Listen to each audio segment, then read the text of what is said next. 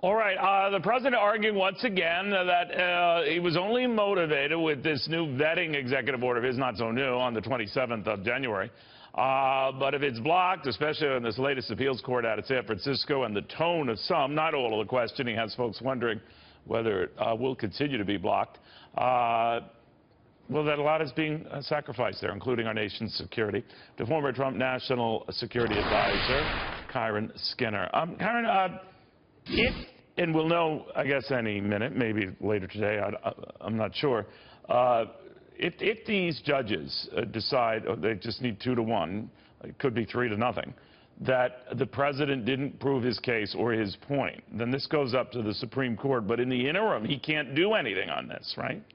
Absolutely, and that's why I think when rolling out this executive order, it would have been incumbent upon the administration to make an extreme case about the threat of radical Islam on the American homeland. And I think that may be what's missing. I don't disagree necessarily with the president that this may help us, in fact, avoid an attack on our own homeland the way that our European allies have suffered, particularly the French in recent years.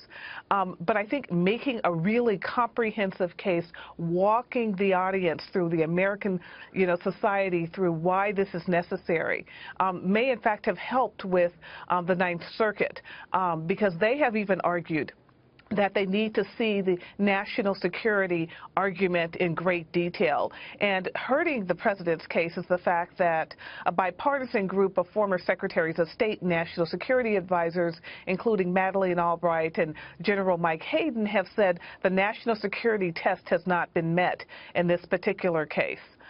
So that's something that I'm concerned about now. Can we make a stronger case for this, especially if this is going to go to the Supreme Court? You know what and you're smart on these legal matters than I am, but I mean, I just read into the questioning, a lot of questioning that I was able to hear, that it doesn't look good for the president.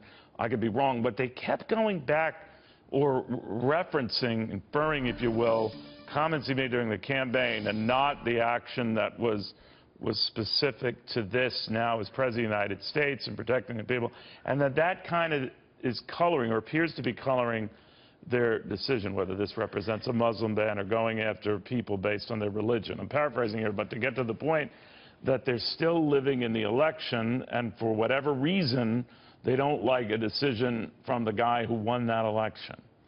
Absolutely, and when you look at the decision itself versus the rhetoric during the campaign, the decision was done a lot more carefully, even though there's a lot of opposition to it. It talked about 7 countries that were already of concern to the Obama administration on the issues around vetting and security for the Americans. So it was an extension of what was already being done, and also it really forces the interagency process throughout the federal government to work more closely together on issues of vetting and understanding how to keep America secure. There's some positive externalities from this that are just being missed because the rhetoric, as you said, from the campaign is being pulled back as a way to say the president doesn't know what he's doing.